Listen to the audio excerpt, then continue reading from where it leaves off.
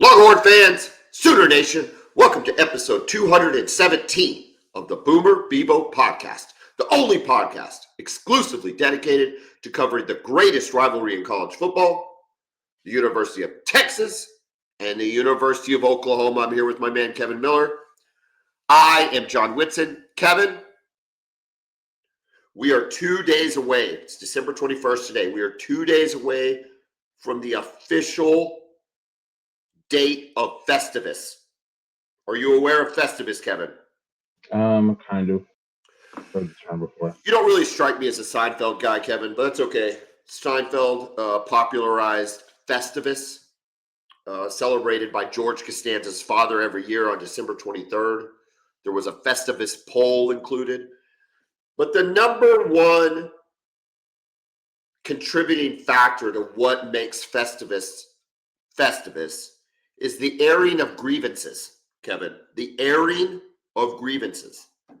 And I think it's appropriate following the debacle that occurred in Norman, Oklahoma on Friday, December 19th, that I, John Whitson, get to air some grievances. All right? And here's the grievance. And I want this to be the subtext for everything we talk about in this episode. Okay? So if I go off the rails and talk about anything way too positive or way too negative, I want you to remember this grievance. When Oklahoma is up 17-0 at home, you can't lose the game. Period. Full stop. There's nothing else to discuss. You're up 17-0 with the best defense in the SEC, with an offense that is clicking, with a crowd. Say what you want about the football team, the university and its operations and the crowd freaking brought it on December 19th. And the team responded with 17 unanswered points to start the game. And yet, look at the bottom of the screen. If you need a reminder, we gave up that 17-point lead by halftime and proceeded to lose 34-24 to Alabama. You can't do it, Kevin. We're going to talk about why and how and what happened and all the stuff it is. This is tragic. This is tragic. It speaks to the coaching staff and it speaks to the execution of the team. But I think it speaks to the coaching staff and the adjustments more than anything. Because what we know is that Oklahoma's players are as good as Alabama's players. We know that. We beat them in Tuscaloosa, where you're up 17-0 at home. Your records are identical, 10-2, 10-3, whatever. They're identical now, 10-3. We know that the dudes are the same. Like, seriously, there is it's not. Look, I'm going to ask a question right off the top of the bat. Who in the hell is Lozier Brooks? Who's that guy? Because he wasn't in anybody's pregame analysis of dudes that Oklahoma has to stop. And all this guy did is caught 2 touchdowns. One on a fourth down play where he got hit by 7 dudes. And he broke 4 tackles. And yes. Of good dudes, too. With Peyton Bowen, Kobe McKenzie, some of your most reliable guys. He's going right through them and corkscrewing into the end zone. It was unbelievable. And then he catches the other touchdown to seal the game. Great adjustment there. I mean, over the shoulder, has to adjust to it. John, when you guys were up 17-0, I think everybody, not just you and I, every college football fan said, this game's over. Kalen DeBoer's tenure at Alabama is over. It felt like it. Here's why. They just did not look like they were up for it at all. I agree. Right? It didn't seem like it was bad luck. Like, oh, okay, they threw a ball, got tipped, pick 6 for you guys.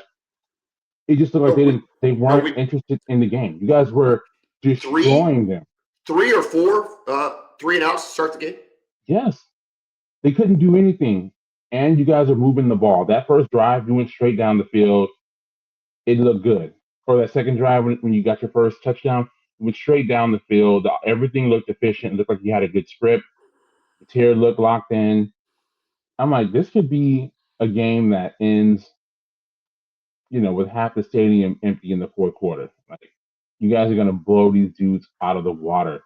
It seemed like the you guys have just ended the whole Kalen DeBoer experience at Alabama. Like he was going to board a plane from OKC and fly straight to Detroit to go meet with the brass of the University of Michigan and sign a contract to become their head coach. That's how bad it looked for them. And then it just flipped so quickly. I couldn't believe how quickly. Teams coming back is one thing, but it just how quickly it happened. It was shockingly quickly. There's two plays. Two plays that define the entire game. Two plays. Now, there's a lot of extra stuff, and we're going to talk about it, but there are two plays that define the entire football game. Play number one, 4:29 left in the second quarter. Third down. I think it was 3rd and 3, maybe, something like that. 3rd and 6, something like that. Mateer rolls out. He does have an alley to run if he wants to pick up the first down, but he sees Xavier Robinson streaking across the middle of the field. To this point, the score is 17-7. Mateer has been really, really, really good. Really, really, really good throwing the ball.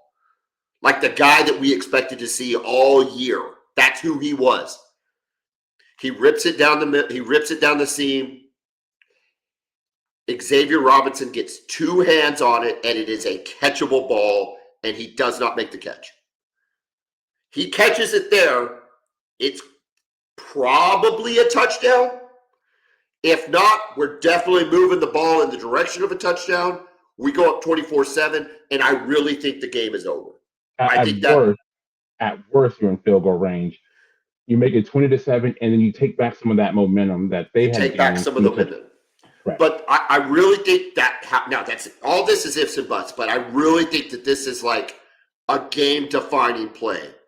And because it would have been a backbreaker because Alabama had just scored. They're starting to feel like, oh, maybe we've got something here. And then it's like, oh, crap, And instead, the ball is dropped.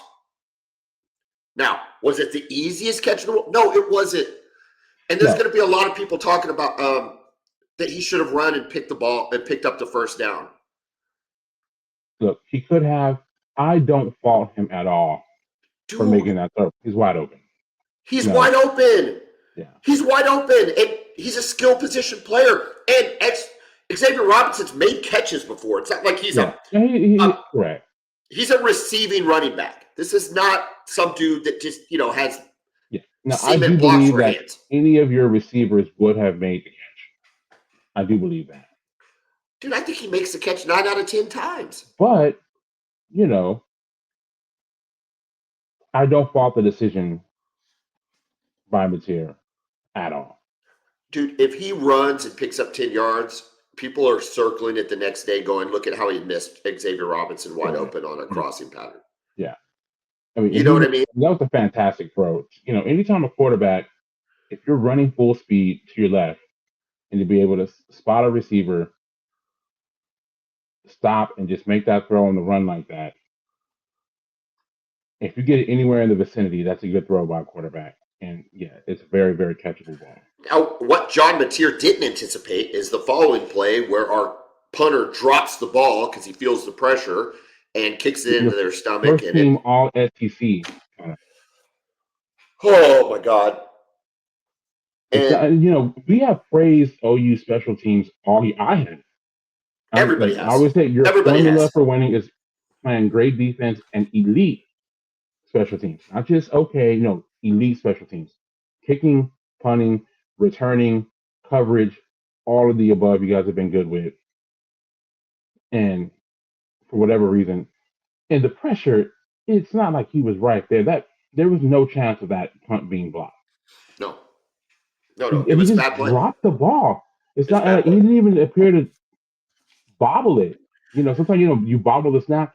He was just going to drop it down, and just the ball just fell out of his hands. I've never really seen anything like that before.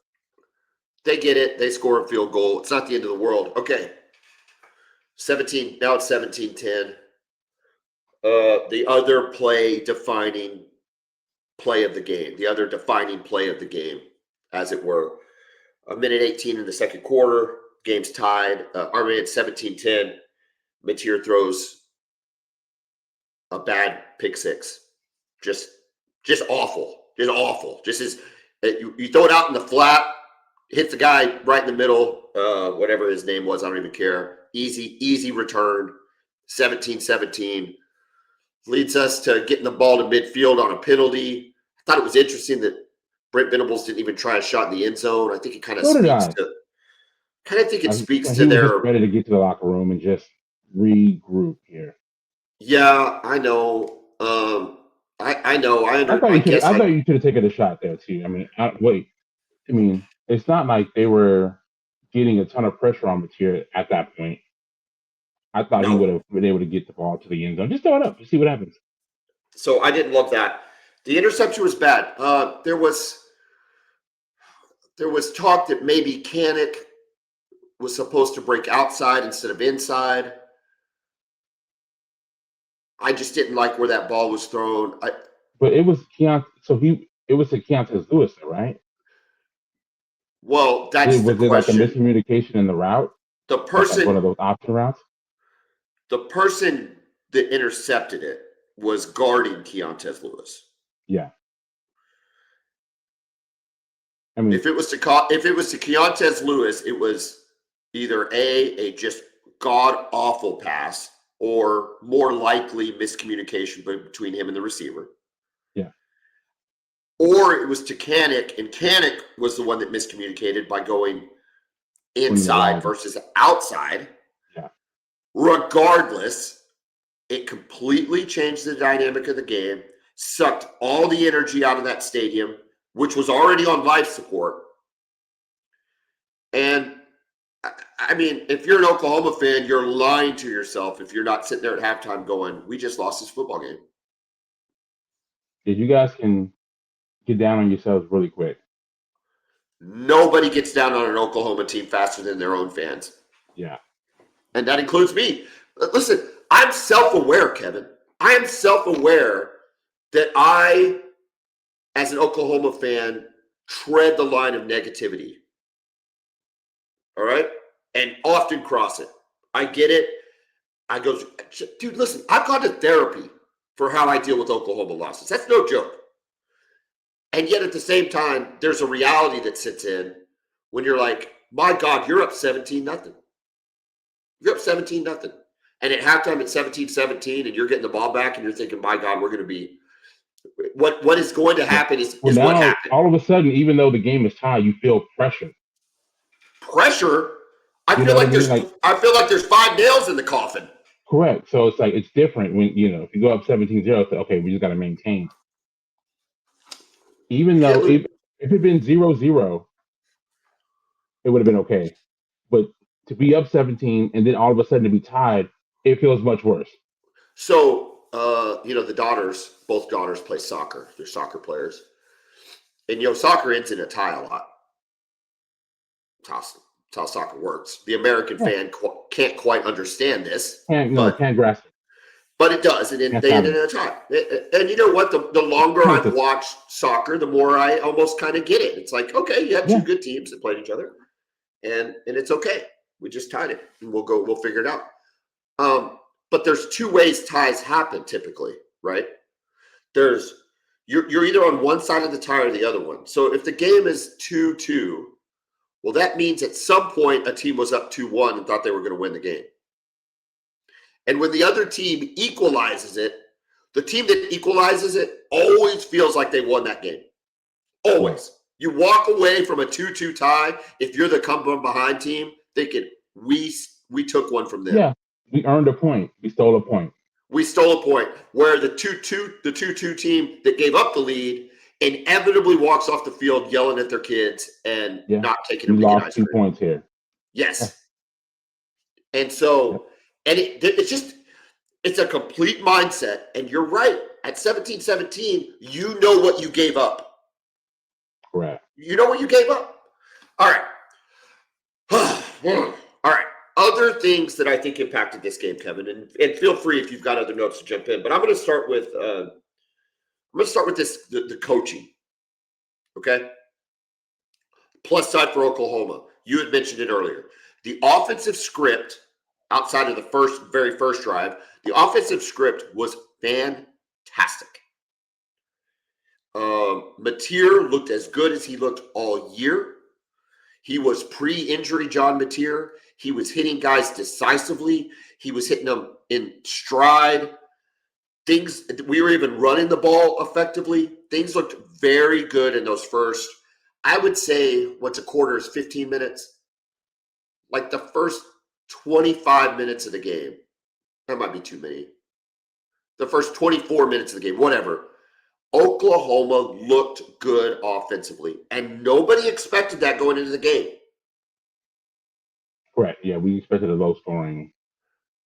Yeah, very low. Nobody would have been surprised if it was a Miami Texas A&M score. Yeah. I mean, the over under was like 41, 42? 41. Yeah. So, but here's where the wheels fell off.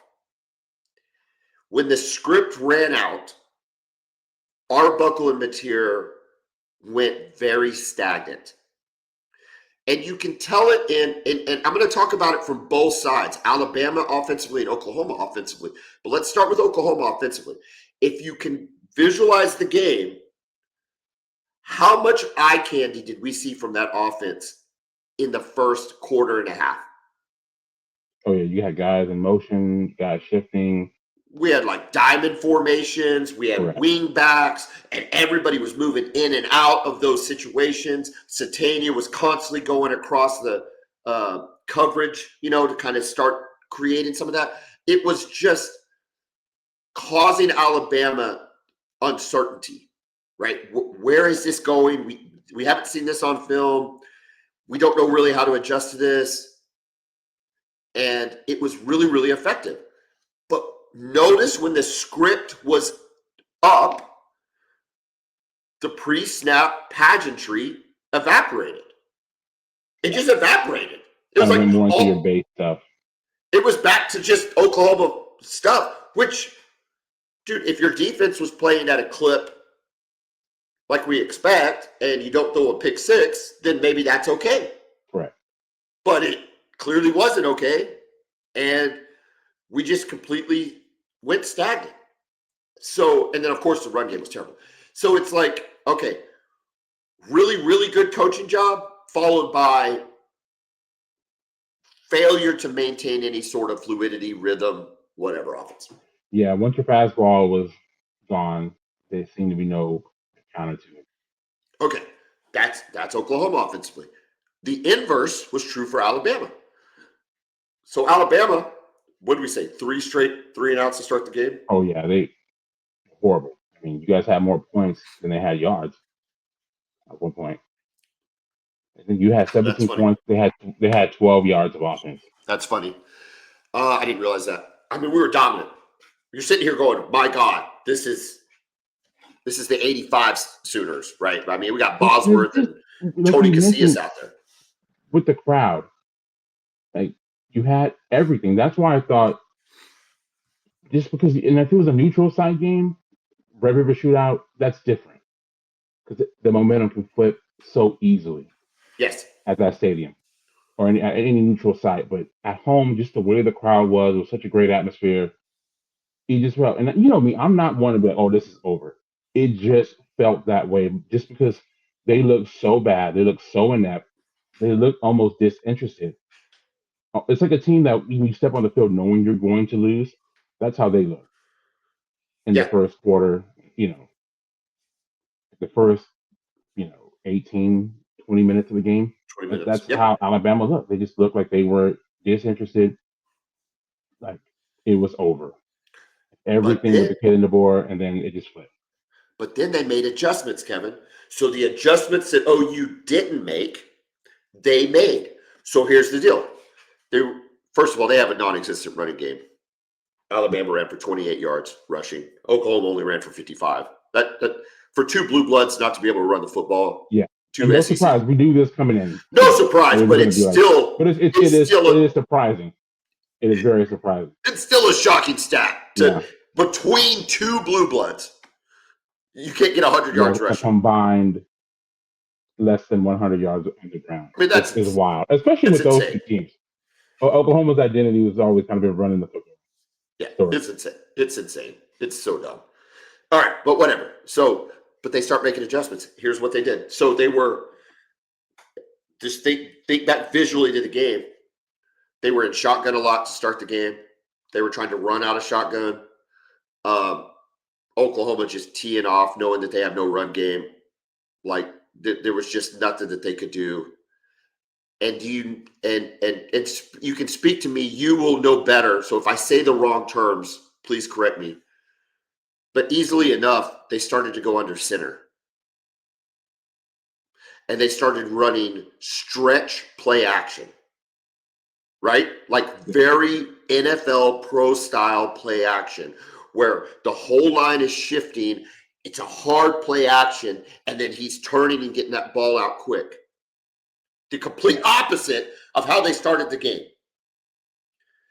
And it completely eliminated OU's rush or blitz or whatever. They could not get to him. And it just stifled any sort of aggressiveness on defense. And Ty Simpson is just able to find open guys, make the passes, and it just completely turned the game on its head.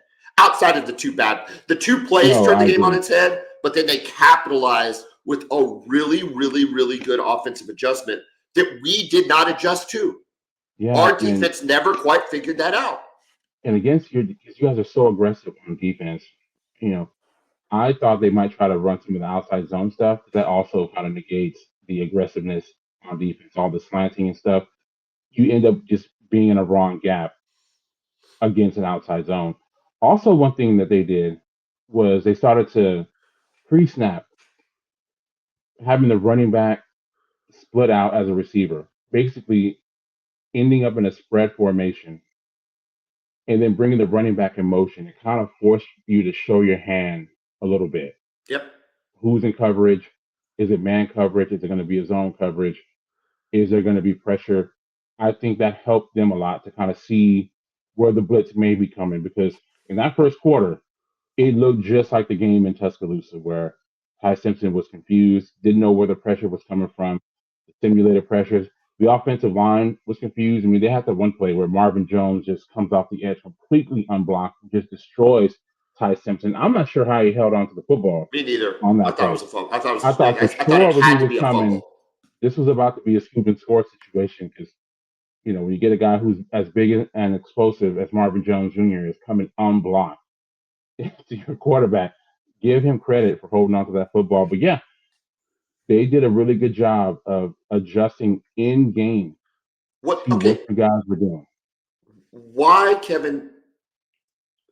Okay, I just want to talk about this just first. And this is kind of like more of an aside, more of a football aside than maybe even particular to this game. We see it in the college game where teams take 80%, 90% of their snaps in the shotgun now. Like that's just what they do, whether that's an air raid principle or whatever. But obviously in the pros, and we talk about this with quarterbacks not being able to make the adjustment to go taking balls under center, but that the pro game is still very much an under center play action. Why do we not see more of that in college? And why did this work so effectively against Oklahoma? Like, why won't this be something that people do against Oklahoma in the future? Well, maybe they do. You got to have the right personnel, right? It's easier. Just being in the shotgun just gives the quarterback an advantage. Just being able to see how the defense is aligned, just from a few yards back. It just gives them a better picture. Someone like Ty Simpson has the skill set, the processing to be able to get under there with the play action. So when you're running play action, you have a lot of times, if you're running a hard play action fake, your back is to the defense while you're running that fake. So once the fake's over, you have to be able to process that quickly and find where the open guy is. A lot of quarterbacks at the college level don't have that type of ability. Texas did a lot of under center this year. That's because we have, Arch is been quarterbacking for a long time like that. So yeah, I don't know if most quarterbacks have most colleges have quarterbacks that they trust enough to run that kind of thing with. But it is effective against a Venables defense because they're so aggressive, and that's his thing. He's always going to be aggressive, which I completely respect. And it works more often than not because, like we said, most teams don't have the personnel to be able to adjust to it. And It just so happened that Alabama did, and they have a coach who's smart enough, to put all that in place. So most teams don't have the coaching and the talent to be able to do that. Do you? They didn't start that way. This is going to be a weird question. Just, I don't know. Maybe this is a really dumb question. Is there any way that they were setting up Oklahoma for the change in the offensive look? Because I think that sounds weird, but I find it amazing that they could make that type of adjustment and play it consistently for 2.5 quarters of the game when they didn't start the game with that. Like it's not even like they came out at halftime doing that. It's like mid-second quarter, the world is falling down around them, and all of a sudden they're under center running pro style play action, and it completely negates I don't think everything they would set Oklahoma it had up. going for them. Because you don't want to obviously spot your opponent a 17-point lead and play I the game on the road. know. It just seems But weird, maybe though, that was right? just always their plan B. That's not what we want to run. That's not what we typically run. But if it doesn't work, then we'll try this. They had to try something because nothing Yeah. that they were doing was working. You guys were all over them, dominating their offensive line. They couldn't do anything. Nobody was open. And even if guys were breaking open, he didn't have time to get to them because the blitzes were coming from everywhere. Yeah. Bringing Heineke on a blitz, you're bringing twists and stunts, bringing, stunting edge players with linebackers. They had to switch it up. Well, they did. That blowout would have kept going. That 17-0 would have grew even further. Here's the stat line for Ty Simpson versus Mateer. Ty Simpson, 18 of 29, 232 yards and 2 touchdowns.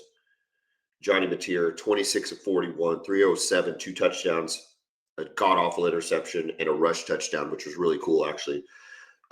Ty Simpson had the stat line. If you recall from the preview episode, I said, my goodness, wouldn't it be awesome if John Mateer went 17 of 27 for 230 yards? We win the game. We win the game if he does that. And he actually did much better, minus the interception. It's just fascinating that it's almost like a mirror opposite of the game in the sense that we outgained Alabama this time. Yeah, and lost the game. That on Friday night. Like, I looked at the stats for the 2 games, and in the first game, they outgained you by almost 200 yards. They had more first downs. Every stat that typically matters, obviously turnovers being the main stat. But yeah, and all those stats, they outgained you, and it was the opposite in this game. You guys had 307 yards passing. Here are the team stats here. I'm going to put them up on the screen. 1 second. Yeah, it was just interesting to watch. Go ahead. Okay, there they are. Yeah, I mean, you guys had 362 yards of offense compared to their 260. Yeah, 100 Right? yards. 100 yards. You won the time of possession. Look at the bottom here. 1 first downs. Yeah, more first downs. You did outrun them. Look at third down efficiency compared to theirs. Yeah, 7 of 18 compared to 2 of 12. Yeah. All the How do they have? Yeah. How'd they get 34 points and they only converted 2 third downs? Correct. It's wild. It's kind of like how they were likely feeling after the game in Tuscaloosa. Yeah, the difference is they weren't up 17-0. Because if they were up 17-0, they don't lose that game. No way. Real quick commentary about how I watched the game. The MegaCast was on. Yeah. And so that had the KREF, not the KREF, but the Oklahoma radio, which has a lot of KREF guys. The Oklahoma radio broadcast. Toby. Oh, that's fine. Toby, Ted, Plank, Gabe Eichard. They were on. They had their call overlaying the broadcast. But the problem was it was a Skycast and not the regular game broadcast. Right? Well, that's a good question. I don't know if you got replays or not. Great question. Because what I ended up doing was a multi-view with the mega cast on one side and the actual game coverage on the other side, because I like that view better. Yeah, of course. I did not want to watch a sky view. I wanted to watch the traditional. Which was kind of weird. I mean, I've got a big TV. We all do now. If you don't have a big TV, I don't even know what you're doing. They're so cheap. So it was still, I didn't have the full screen effect, but I had two screens going. Yeah. I don't know. It was awkward, but I'm also glad I didn't hear anything that Kirk Herbstreit or Chris Fowler were talking about when it came to the losing of momentum. That being said, the radio crew was really, really good, and they were not sugarcoating what was happening to Oklahoma at that time. You know what I mean? They could see. Eichert and Teddy specifically could see very clearly what was happening to Oklahoma in real time, and I could tell they were echoing a lot of our sentiments. Maybe not as drastically negative as like I was in my head, but they could see what was unfolding in it. Man, I don't know. Look, I think Oklahoma's going to be back in the playoff at some point. Maybe next year. Mateer comes back. The offensive line's another year bigger. We're going to lose some key guys on defense. This isn't a yearly recap, but we're going to have other chances, I think, probably at the college football playoff, especially if they expand. Just the sheer numbers of it. That being said, you don't get a lot of chances where you're up 17-0 at home in a playoff game. Yeah. Exactly. Everything's in your favor. You've got a raucous crowd that's behind you. Alabama offense is not moving the ball. We didn't even mention they brought 50 Cent in. Start the fourth quarter. I could not believe that. That was unbelievable. I could not believe that. Problem is, both teams got hyped from it. Yeah, well, that's all right. But it was cool. No, it was cool. I mean, many men. Yeah, it was cool seeing 50 Cent out there. Kevin, let's thank our sponsors. If you've suffered a loss as catastrophic as a 17-0 comeback from Alabama in the form of an insurance claim, I'm not sure which is worse, getting your entire house burned down or Oklahoma losing. But if your house has burned down or you had a fire loss and you've had to file an insurance claim, you want to call Brown O'Haver, 405-735-5510. They adjust claims for you, not the insurance company. We haven't even talked about this, but the Oklahoma Attorney General is pursuing legal action against State Farm for their failure to pay claims. Kevin knows a little bit about this from the roofing side of things. Insurance companies suck, and they know how to read language and write language so that they don't have to pay you. They make money by you paying your premiums and them not paying claims. It's very simple math. You need to have an expert on getting claims paid. Brown O'Haver is that expert. They routinely get clients 30 to 40% more than they do on their own. They win claims against companies like State Farm and get you your money. And you're not having to pay attorney-like fees. I can assure you of that. Call Brown O'Haver, 405-735-5510. Kevin? If you're having issues with your roof, we've had multiple hailstorms come to the Oklahoma City metro area for the last couple of years. If you think your roof has been affected, give Pioneer Roofing a call. They'll come out and give you a free detailed inspection, let you know if you need a roof replacement, if you need a roof repair, or if your roof is just fine. You have nothing to worry about. Give them a call. They're very honest people. All right, I know that's hard to say in the roofing industry. They're very honest. They let you know exactly what your roof needs. Like I said, you may not need anything to your roof, and they'll let you know that. So give them a call, 405-549-2712. We're going to talk about the other three games. And when I say we're going to talk about the other three games, we're going to talk about Miami and Texas A&M, and we will report the scores of the other two games because nobody watched them, including us. But we've got to start with some Texas news. Shocking developments on the 40 acres. You said it yourself. Nobody was happy with Texas going 9-3. Everybody sees this as kind of a lost year. Much of the blame on the offensive side of the ball for a failure to launch.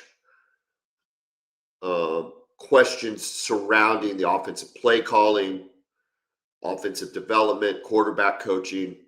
a lot of different ways to affect how you get more out of your offense in critical games, i.e., Ohio State, Georgia, uh, the Florida game, you sputtered, Kentucky, you sputtered.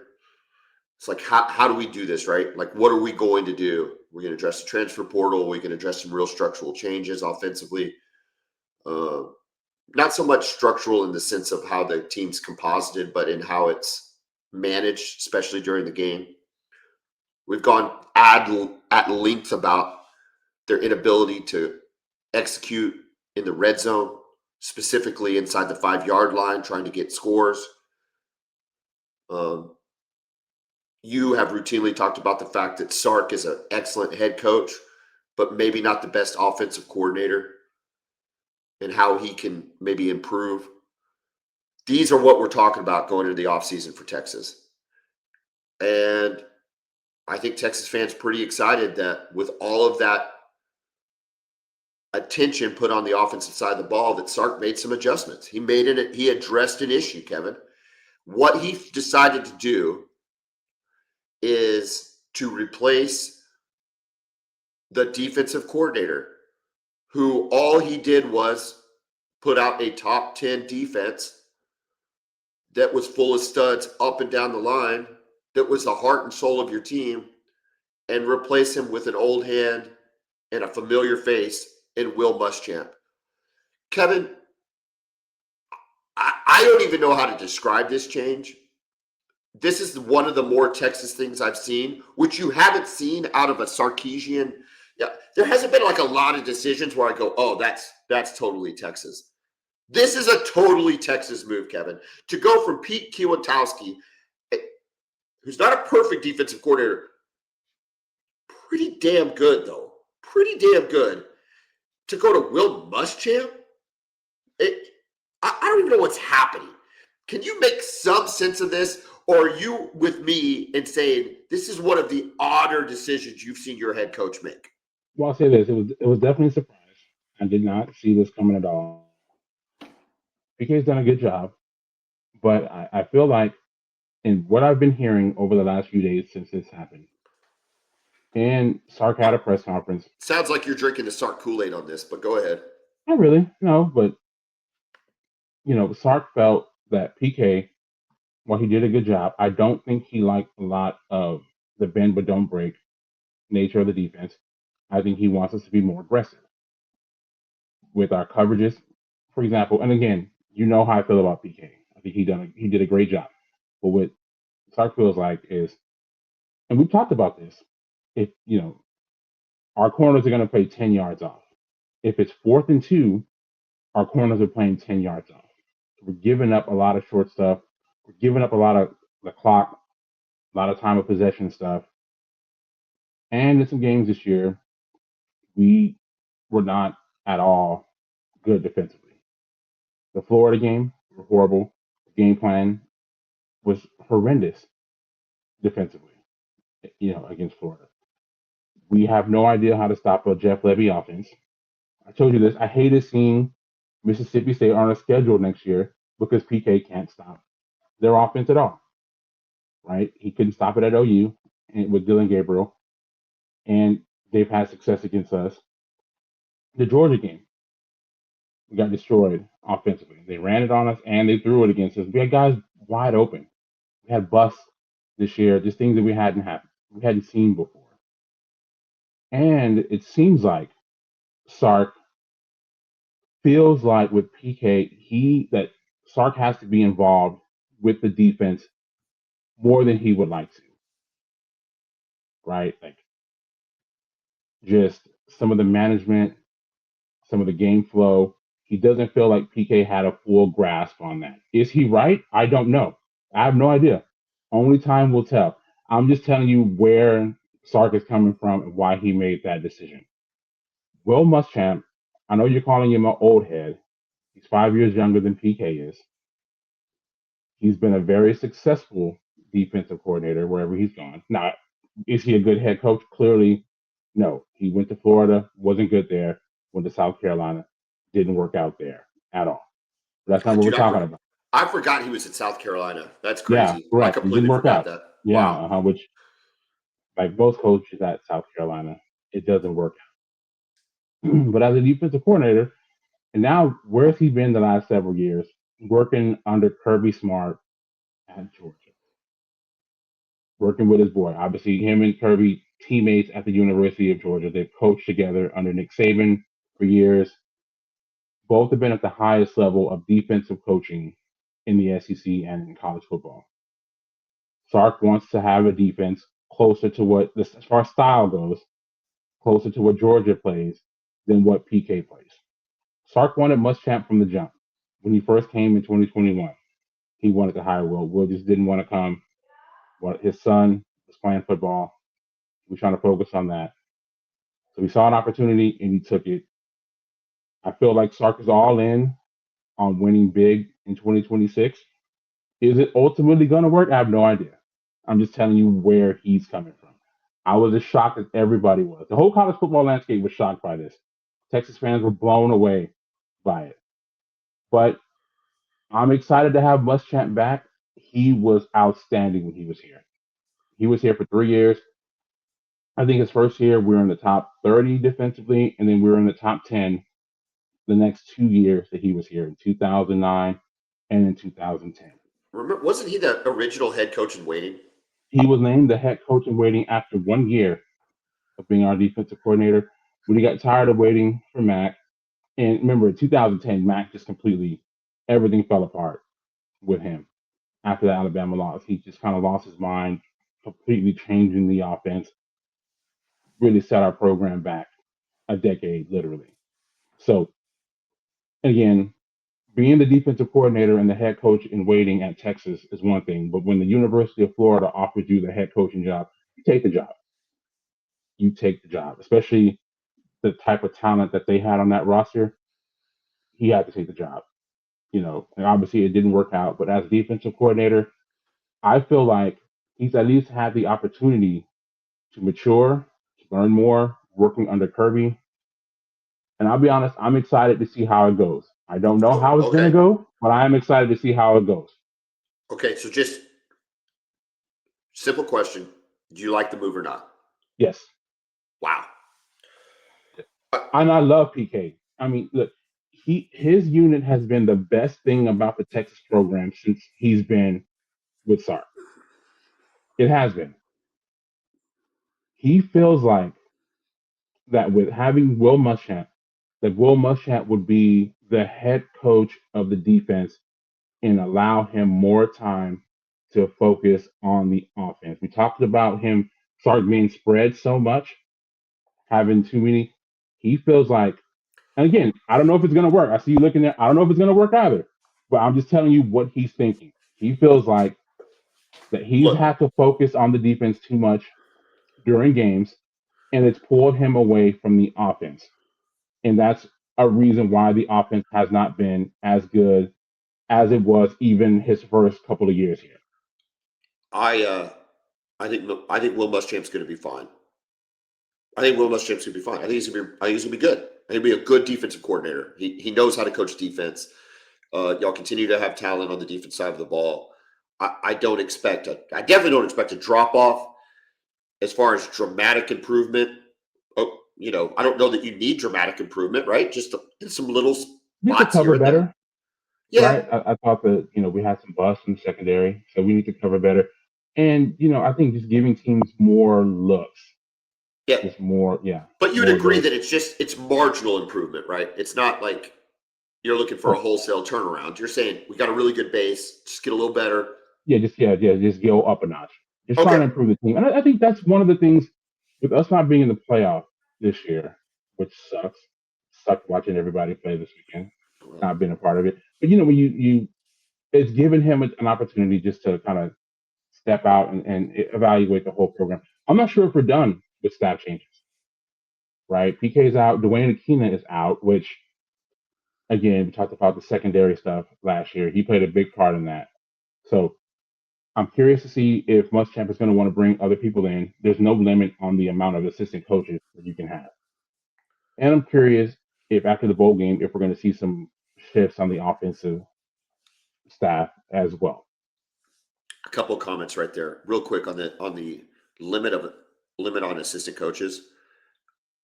I think the basketball teams across the country are taking that way too serious. This no limit on coaches. Have you seen how many assistant coaches are on staffs at these schools when they call like No, a I have timeout? not. Just pay attention next time they call a timeout. I swear to God, there's more assistant coaches than there are players.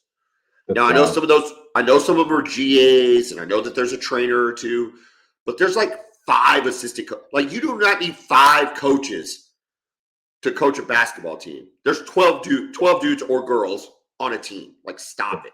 Anyway, that's just my whatever. That's Yeah. just So, I mean, Nick Saban is the architect of this, having just enormous coaching staff, as many eyes on his program as possible. I get it. I get it. And I think, like I said, I think we'll make some changes, and you'll have incremental, maybe, probably some incremental gains in terms of that. But Kevin, let's go back to the start of this segment. It doesn't change your red zone offense. It doesn't change your run game. Talk about run game. That's been a theme for all these teams. It doesn't change your run. You're getting Trey Wisner back, and I don't know that anybody's thinking, oh, well, there's a 1,000-yard rusher, even though he should be. He was last year. But no. We're hitting the portal for that. Do you see what I'm saying? Do you see what I'm getting at, though?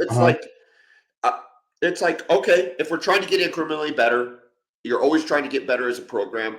Make the change. Okay, I get it. Fine, whatever. Well, like I said, I don't know if we're done. It's the core issue. I don't think it's the core issue why Texas went 9-3. Correct. It's part of it, but no, it's not. It's not the biggest reason. But I don't know if we're done. I don't know if the coaching staff changes and the things are done yet. That's just what we know right now. And again, I don't know. I don't know if Sark is going to be ultimately right about this. But again, his thought is that this move will allow him to focus more on the offense during games. We'll see. Texas takes on Michigan. He won't be there for Michigan, will he? Or No, he will not. No, he'll be there observing, but he will not be coaching. Well, will he still be on Georgia's staff through this playoff run? That I don't know. I don't think so, but I haven't heard definitively. Also, Texas is hiring a new running backs coach, Jabbar Jalute from the University of Florida. I think we kind of talked about this in the last episode. And, of course, we're waiting on the portal to open to see if there's a chance that we can bring in Jaden. If we don't get him, we're going to get somebody. We're not losing the offseason this year like we did last year. You could have Jaden Ott. Oh, you mean the guy who basically paid, what, $10,000 or $800? I think it was $800. I think it was $800,000. Yeah, for 83 yards rushing, I believe. For $10,000 a yard. For $10,000. What a disaster! What a disaster! My God. Miami A&M in the game that was expected to be. What did I tell you? What did I tell you was going to be the differentiator in these two teams in terms of their matchup? What was going to be the difference between the two teams? I said it in our preview episode. What was that? Miami's defense. They brought it, man. They brought it. I said their defense, all the other statistics are similar, right? Quarterbacks, playmakers, running game, total offense. Miami's defense is really, really, really good. Apparently, A&M's defense is good too, I guess. I don't know. But regardless, 10-3 Miami win. It's funny because, as I told you last week, if OU lost, I wasn't watching any of this. And so it was like you held firm to that. I watched some NFL, but that was it. We're on our way to an indoor soccer game for my daughter, and I turned to my wife. I'm like, "Hey, will you pull up the score? I kind of want to know who won, Miami A&M." And she's like, "Okay." She's like, "Oh, Miami's winning 10-3." I'm like, "Babe, it's like 3:30. Like this game should be over." No. What's the final score? And she's like, "Oh, that is the final score, 10-3." What? Yeah. Look, For the A&M offense, we talked about that. I thought Texas kind of gave the blueprint of shutting down Marcel Reed and the A&M offense. Make him roll to his left. That's the biggest thing because he's incredibly inaccurate when he rolls to his left. And if you look at that last interception he threw, they had him pressured where he had to move to the left. He made the throw completely off balance, and it got intercepted. For A&M, man, we talked about you guys kind of having a great opportunity with hosting a playoff game. Same thing with them. Kyle Field, it's rocking against Miami, against a Miami team. I don't know if any of us trusted them fully. Right now, we picked them to win because Because we didn't Aggies gonna because Aggie. we didn't trust A&M more. It's why we Correct. picked Miami to win. Yes. But yeah, I know what you mean. Yeah.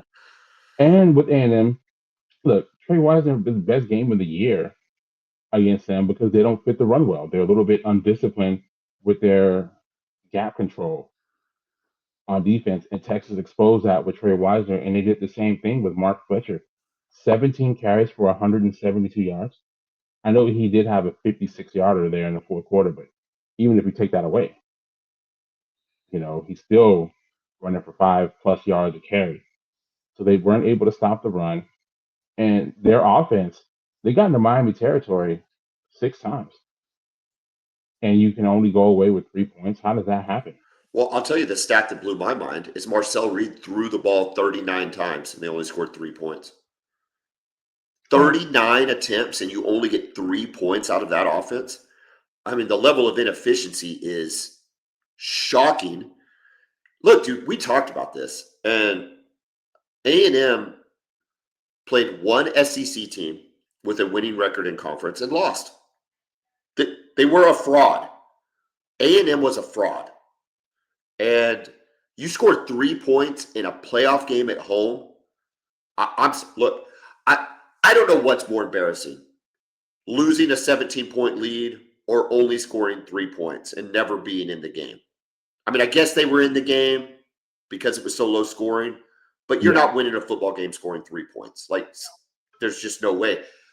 Maybe they're equally as embarrassing. Maybe the losing. I don't know, but it's bad, right? 3 points at home with Marcel Reed and KJ Concepcion and all the Mario points you put Craver. up, all through the year and da. Your A&M's a fraud, and it was proven they were a fraud. And Mike Elko, this is what you get when you coach at A&M, is you're going to get fraud performances, and you did two weeks in a row to Texas and to Miami. And nobody should be surprised that A&M's already out of this bracket. They should. And it's interesting because Kyle Field is known as this, it's so loud and so tough for opponents to win. The last 2 years, their biggest games that they've hosted, this game against Miami last year against Texas, they don't score an offensive touchdown in either game. Yeah. And now, Colin Klein's leaving to become the head coach at Kansas State, his alma mater, and they're, promoting Holman Wiggins, their receivers coach, to be the OC. I don't think he's ever called plays. Well, maybe it helps. Maybe he's better. Maybe so. I don't know. Do you think Colin Klein's leaving had anything to do with this 3-point output? Right? You always have to consider that when a guy's literally been named the head coach of a school, and he's still coaching your school, but is his mind fully in? I think everything gets looked at when you have a performance like that, when you have 3 points. The question I have for A&M, you seem to have everything set up, right? You seem to have a good defense overall. I still think Elko's a pretty good coach. Is Marcel Reed good enough for you to get to where you want to be as a program? He's good enough. I don't know. What's their schedule real quick, just for fun? Let me look. Their schedule next season. Like, who do they have to? I know they got to play Oklahoma. All right, I've got it, and I'm going to put it up on the screen here real quick. Okay, cool. Let's see. They got Missouri State. They got ASU, which, depending on what Dillingham does, Whether he goes Dillingham to signed an Michigan or extension not could yesterday. change that game. Did he Dillingham, really? he Wow. did. Okay. Okay. I don't know. So, and then We'll you've get to got Michigan here in a Kentucky. little bit. They've got to go to LSU, Lane Kiffin. They host Arkansas, go to Missouri, Citadel, at Alabama, at South Carolina, Tennessee, Oklahoma, and Tech. Dude, that's a legit schedule. It is a legit That schedule. is an absolutely legit schedule.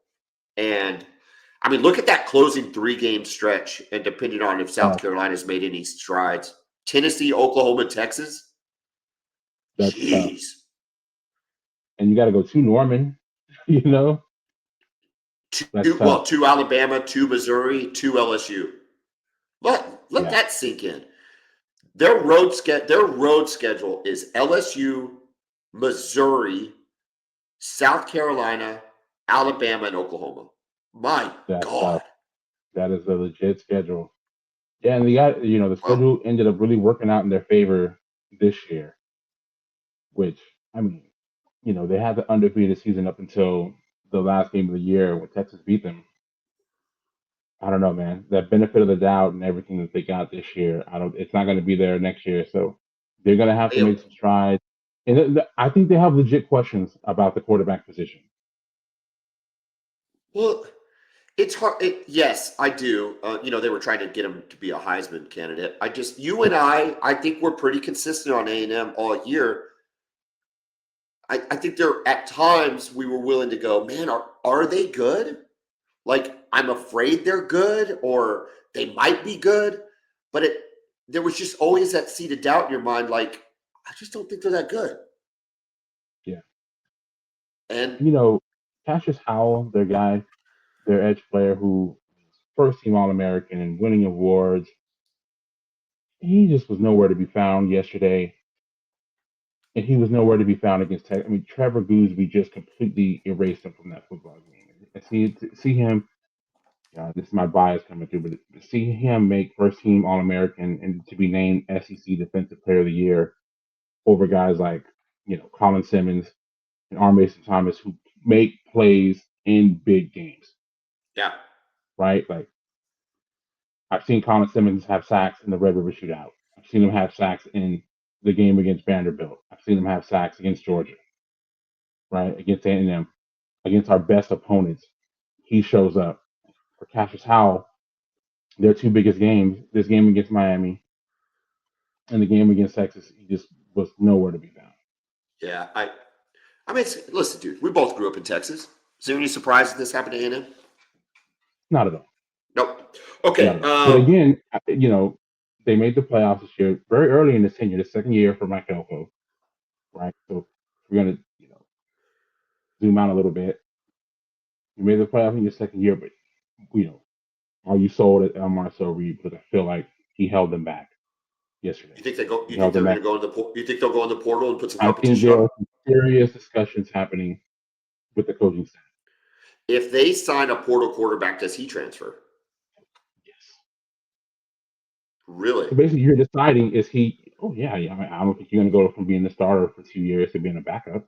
Yeah. When you've shown that you can play at this level, I just don't know if is he the guy to take you over the hump. Doesn't seem to be.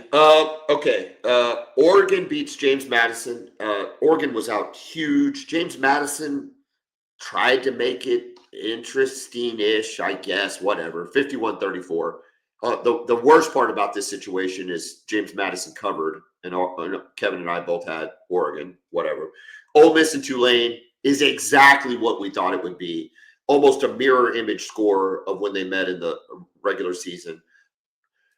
The only commentary I'm going to make about these two games, well, there'll be some other commentary, I guess. Number one, TNT is like shaking their heads. TNT could have shown the Christmas Story replays for these 3 hours and 4 hours or 6 hours of coverage, whatever, and probably gotten more ratings. That's number one. Number two, what are we doing? Can we please? Everybody wants to address Notre Dame missing it. No, it's not a Notre Dame issue. This is a group of 5 or 6 issue. They don't need to be in it. Just stop. No, and we certainly don't need 2. Under no circumstances do we ever need 2 5 teams in the college football playoff. Ever. And number 3, if you're going to put them in there, please don't do a rematch. nobody wants to see the same game twice. Well, Why Tulane didn't go to Understandable. Oregon? It's just beyond me. I don't even understand the logic there. Nobody can explain that to me where it makes sense. So let's forget those games. That happened. Kevin, you went 2-2. I went 1-3. I'm still one game over 500. I don't know if I'm going to be able to hold this going through the. Yeah, just recap our picks. We both had Oklahoma covering. Yep. Right.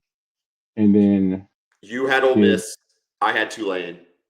I thought Tulane might backdoor cover, kind of like James Madison did. I just picked the wrong. Did, yeah. And also, just in that James Madison game, Oregon was up 48-13. Yeah. In the middle of the third quarter. Yeah. They probably pulled their starters out, and then JMU got a few touchdowns in the fourth quarter. But and then you and I both have Miami. We both had Miami, so we got that. So that sets up the quarterfinals to be pretty dang good. Outside the fact that Oklahoma's not in it, which sucks. The quarterfinals are legit. I don't think there can be any complaints about this setup. Alabama, Indiana in the Rose Bowl. Miami and Ohio State Peach Bowl. Cotton Bowl, actually. Cotton Bowl. Mm-hmm. Oregon, Texas Tech in the Orange Bowl. Ole Miss, Georgia. Ole Miss, Georgia's not in the Peach Bowl, is it? That's in the Sugar Bowl. Okay, Sugar Bowl. All right. Yeah, Peach Bowl will be to the semifinals. Okay, cool. I keep throwing out that. Okay, so anyway, listen, Alabama, Indiana, Miami, Ohio State, Oregon, Texas Tech, and Ole Miss and Georgia. That is a legit. It's all good. Absolutely legit. 3 SEC schools, 3 Big Ten schools, 1 ACC school, and 1 Big 12 school. I'm fine with that. That is like a perfect representation of what the sport looks like and looked like this season. I think we'll do a full preview of this later. Just initial thoughts, though, on my side. I think Alabama can beat Indiana. I think I'm rooting for Indiana, and Indiana has, but I think that's a really good matchup. Miami, Ohio State. I think Ohio State wins that comfortably, but we'll see. Miami's got dudes, and they've got a defense. They do have dudes, for sure. Oregon and Texas Tech, to me, I think it's the best matchup of the quarterfinals.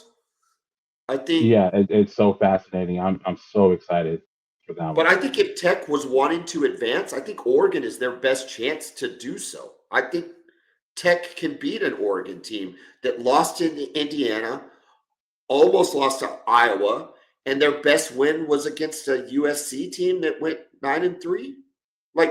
I think Tech is sitting here going, yeah, we know we have to play a Big Ten team, but this is probably the one we want to play, right? Correct. Yes. And then, of course, you got an SEC matchup in the Sugar Bowl, which is fascinating. They didn't play in the regular season, thank goodness. And it's Ole Miss, Georgia. Did Ole Miss, Georgia play in the regular season? They did. Oh, my God. Georgia won. Just how the bracket falls. Ole Miss scored touchdowns on their first 5 possessions of the football game, and they still lost. Yeah. Wow. Yeah. I think Georgia wins this game comfortably. Now, this is a game where you're going to miss Lane Kiffin. I reserve the right. Game right here. I reserve the right to change my mind, but I feel like Georgia probably. I think not having their head coach. I still love Trinidad Chambliss. I think he's going to be the best quarterback left in the bracket, but I don't know. I don't think it's going to be enough to beat Georgia. That's just my initial thought. I don't know what the spread is. I agree. Okay, well, we have early lines here, okay? Oregon and Texas Tech. Oregon is favored, but only by 1.5. Okay. So we're essentially a pick 'em here. Neutral side game. Oregon, 1.5. Alabama and Indiana. Okay. Indiana -7. Indiana favored by 7 points right now against Alabama. I think Indiana's really good. So do I. I think they're completely legit. I think I would hedge with Alabama covering. Okay. But that's just If right you guys now. would That's see, right now. We got right. a couple Yeah, weeks. we got some time. We got some time. Okay, Georgia But is favored. hold What's on. up? Georgia's favored by 8, 6.5. 6.5. No, actually, I'm And sorry. It opened at 6.5. It's now -7. Georgia -7. okay, it's -7. Yeah, so I was Yeah. Okay. close. So guess the Miami one. That's the last one. I think it's Ohio Miami State and nine Ohio and a State. half. Ohio State 9.5. Okay, you're very, very close. It opened at 9.5. It's now -10. Oh, I was that close. That's You were cool. that close. Like I said, it opened at 9.5. It's -10. Those are some big spreads for the quarterfinals. It is. Yeah, Those are it some is. big spreads. As long as we just get good football games. That's all I want to see is good football games. I don't think that they're giving the teams that played this week enough credit, like they didn't but it's interesting because like last year, all the home teams won and both home teams losses this year in Right. consequential games. History from last week was that all the teams that got a bye lost, and a lot of that was predicated on not having played in a month. Yeah, So I I mean don't these know. games aren't until New Year's Eve, And New Miami and Year's Ohio Day, State, and then yeah. the other 3 games are all on New Year's Day. I think that the playoff first round should be when it is. I got no problem with when it is. But I think the playoff quarterfinals should literally be this upcoming weekend in between Yeah, Christmas and then you have the break and then you play New Year's Eve and then you play New Year's Eve and New Year's like it's just boom boom boom. I don't know yeah, and then but it have would the be. Oh yeah, yeah. and then have a two and then have a if you want to have 2 weeks between the national championship game, I guess fine, but it seems to be. Problem But is, I also think they should be at home. I think if these games are in Indiana, Ohio State, Texas Tech, and Georgia, the environments would be oh electric. my goodness, can you imagine Indiana hosting Alabama in a playoff game? It'd be the most sought after ticket in the state of Indiana history. And Seriously, that includes all basketball games and Pacer games, and they only seat like 50,000 people. It'd be amazing. it would be. Yeah, it really would be. The Uh, problem with that though is that this next Sunday is the 28th, or next Saturday, will be the 27th, and then you wouldn't have enough time between that and New Year's Day. oh, because you have actual New Year's Day, right? Yeah, I Yeah, guess because they that's want to fine. keep the New Year's Day thing. It's Well, traditional college football bowl that's game. fine. That's fine. But no, I am like you though. I would love more college football this weekend. Caleb Williams with a big comeback against the Packers. I was in such a bad sports mood that when the Packers got up like 13-3 or 16-3, I turned it off. And that was a mistake because it looks like one of the more exciting finishes to an NFL game yesterday, which for anybody that witnessed the Red River rivalry in 2021, I guess you shouldn't put anything past Caleb Williams. And he's actually playing really well. I don't. I don't put anything past that kid. I do not. I don't like his personality, some of the stuff he's done, and Sure. the fingernail painting and the Sure. purse carrying and stuff, as well as just. But as a player, I've never disliked him. I think he's a good football player. I really do. I think He's a special. he's a special player that talent. makes plays. When you talk about when you need to make them. And they got him with the right coach, Ben Johnson. Former Yeah, Lions offensive coordinator. Look, he's got the Chicago Bears. They're like 11-4. We're talking about the Chicago Bears here. Oh, I Caleb know. Williams is the most talented quarterback. Think about this, John. Caleb Williams is the most talented quarterback that has ever played for the Chicago Bears. Ever. And it's not close. Yes. They have to be so excited. There are 2 Super Bowl quarterbacks that won a Super Bowl and took them to a Super Bowl were Jim McMahon out of BYU, who was a colorful figure, Yes, but a pedestrian quarterback. Right. And they then won because they have one of the greatest defenses of all time. And then Rex Grossman, who Well, I we mean, liked them in college, right? no Florida, offense, but Rex no, Grossman, but no. I mean, you did take the Bears to the You Super took the Bowl, Bears so to the Super Bowl, but again, they had a great defense. we Brian get to say Urlacher and that. Lance Briggs. And again, like we said, the 85 Bears when Jim McMahon was there, it's widely regarded as one of, if not the greatest defense in the history of the NFL. Dvorak and Tommy Harris weren't on that Bears team, were they? They were.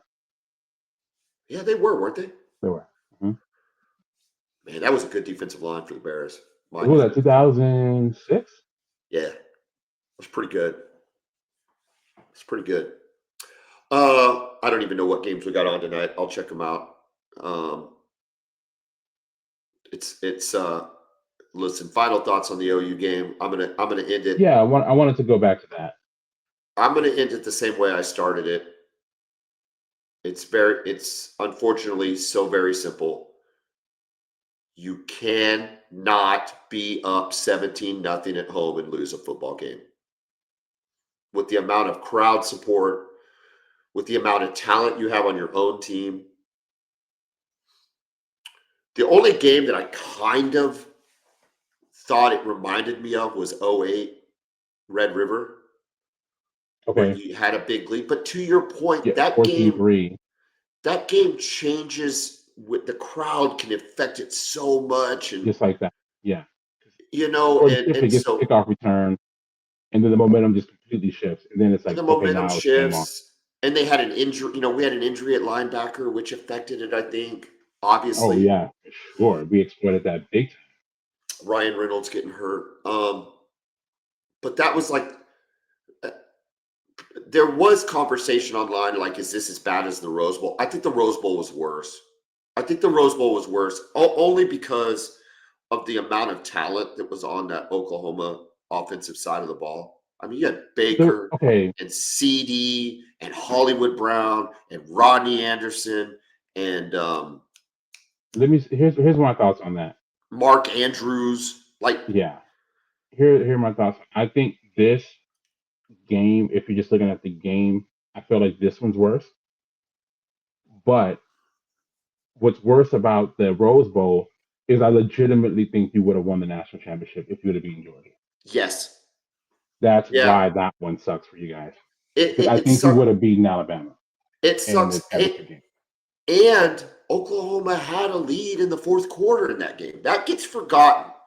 Everybody, it's kind of like they think that Oklahoma just didn't score in the second half. That's not true. You had a defensive score that made it 38-31 in that game. Like, it was Oklahoma had a lead in the fourth quarter.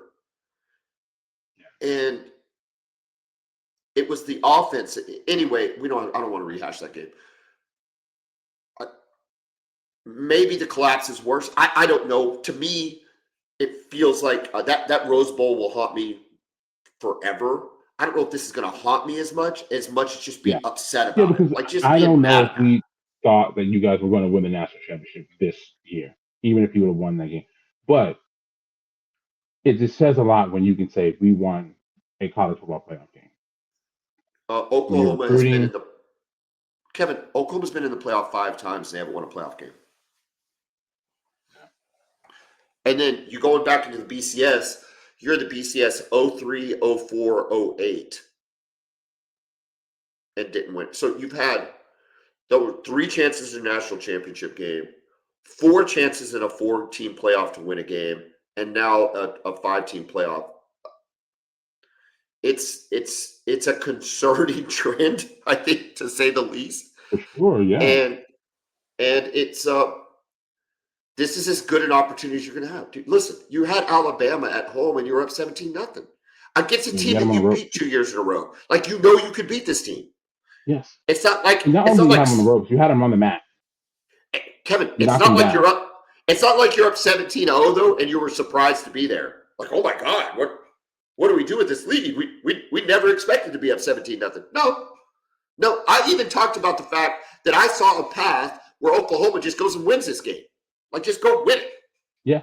Huh? And Xavier Robinson makes that catch. I think they go win it. Correct. I think if you just get out of the half up 17-10, you might have maybe just go win it. Correct. So, whatever. That's and it just seemed like you guys, when you got the touchdown right to start the fourth quarter on the Dion Burks play, it felt like the momentum had shifted back. Again, you're at home here. So you're down by 3, and man, they go right down the field. Right down the field.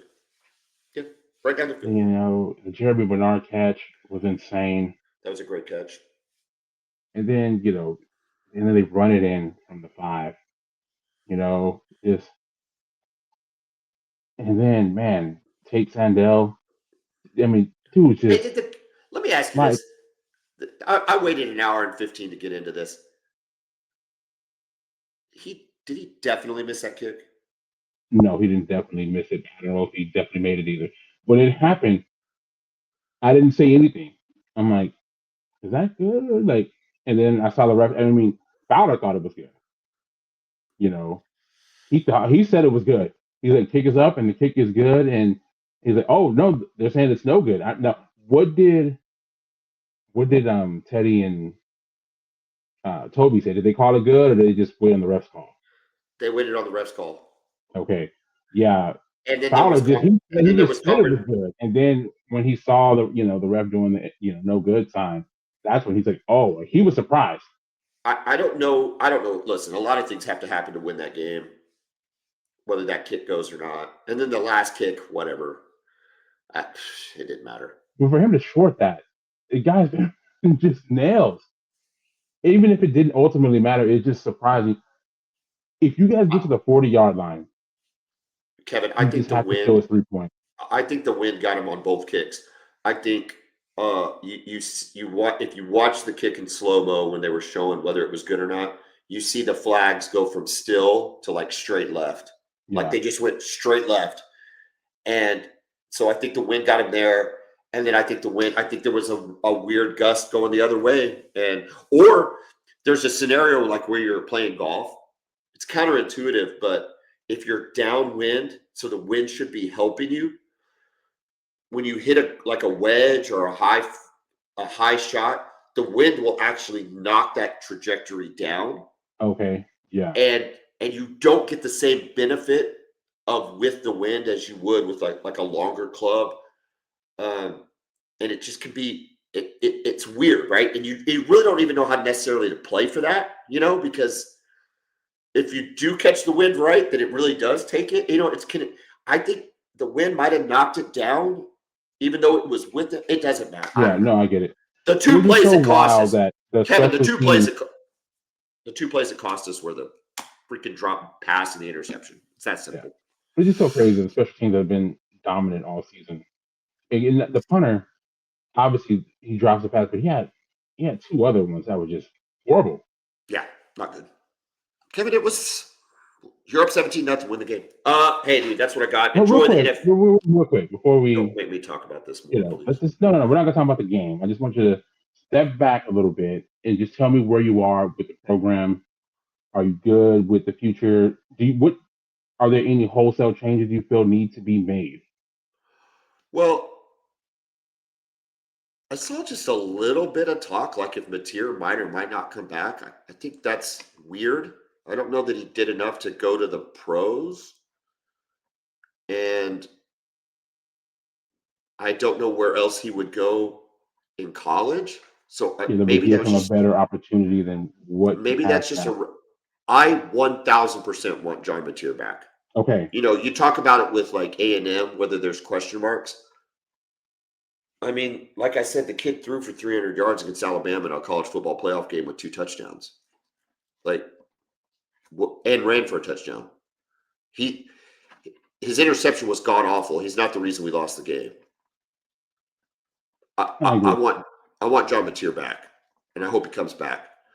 I hope Torrey Blaylock and Xavier Robinson have surgery or whatever. Torrey Blaylock in his shoulder, and then whatever Robinson needs, because I like them as running backs. I also want to see the emergence of some of these 5 stars. Like, it's going to be, I think the running back room, obviously, with Tatum and, we're going to see a lot of movement there. It's going to be. Yeah, I have a hard time seeing Taylor Tatum on the football team next year. And who knows? Me too. Maybe he was hurt. Hey, Kevin, maybe he was hurt. Maybe he was. Hard to see. I mean, obviously, Jaden not got to be there. It's not like Tatum has put a ton on film to generate a ginormous NIL deal from somebody. No. If he's going, sometimes you just need a fresh start. No, I understand, and no hard feelings either way. I could see a scenario though where he goes somewhere and is a stud. So I don't necessarily. You never know, but again, you guys can't. I don't think it's anything that you guys should worry about. Texas losing guys to the portal. They're losing Liam Galafal, starting linebacker. Okay. And then offensive line, dude, you're bringing back some really good dudes. Like I love the way EPL. I mean, you got Basusi. You know how I feel about that kid. Basusi, EPL, and Weiwu. I love it. Is he back still? He's not out of eligibility? Oh God, I hope not. Well, who's the other freshman? He's been there for 2 years, freshman? Right? Am I missing the other freshman? Foji. Oh, Foji. Maybe I missed up with Foji. We might lose Weiwu, but with Foji, those three. I mean, my goodness. And then defensively, look, dude, you're going to lose a lot along the defensive line. Kip Lewis is gone, probably, right? Yeah, I've heard he's going to the NFL. So, there's going to be some losses there. But, as the program as a whole, I feel good in the direction. Dude, come on, man. With this schedule, you make the playoff and you lose. If somebody told you lose to Alabama in a playoff game, they didn't tell you how, but they said you lost to Alabama, you'd be like, You beat them in the regular season, lost them in the playoff. It'd be okay, right? It'd be pretty good. Yeah. With this schedule, it's just you're up 17-0 at home. Win the damn game, Kevin. Have a great rest of your week. We will preview the Texas-Michigan game. I cannot talk about this game anymore. I don't even really want to talk about it for an hour and 20 minutes. Have a great rest of your week. Boomer! Welcome.